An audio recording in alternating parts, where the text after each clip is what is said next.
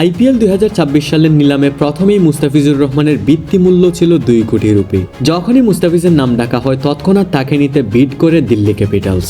অর্থাৎ মুস্তাফিজকে দলে বেরানোর প্রথম চেষ্টাই কিন্তু করেছে দিল্লি ক্যাপিটালস। তারপর দিল্লি ক্যাপিটালসের অ্যাগেইনস্টে বিড করে বসে চেন্নাই সুপার কিংস। তখন খেলাটা একটু জমে যায়। একবার বিড করছে দিল্লি ক্যাপিটালস তো আরেকবার বিড করছে কলকাতা নাইট রাইডার্স।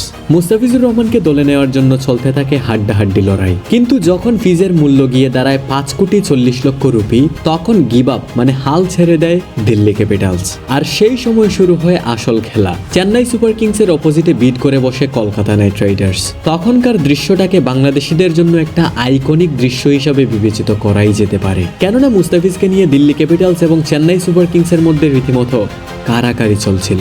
সচরাচর আইপিএল নিলামে একজন বাংলাদেশি প্লেয়ারকে নিয়ে এতটা কারাকারি করতে পূর্বে হয়তো কখনোই দেখা যায়নি। শেষমেশ মুস্তাফিজুর রহমানের দাম যখন 9 কোটি 20 লক্ষ রুপি গিয়ে দাঁড়ায়, তখন হাল ছেড়ে দেয় চেন্নাই সুপার কিংস। আর ফাইনালি শাহরুখ খানের দল কলকাতায় ওয়েলকাম হয় মুস্তাফিজুর রহমানের। আর তারপর থেকেই যেই জিনিসটা সবচেয়ে বেশি জমেছে সেটা হচ্ছে কলকাতা নাইট রাইডার্সের ফেসবুক পেজ।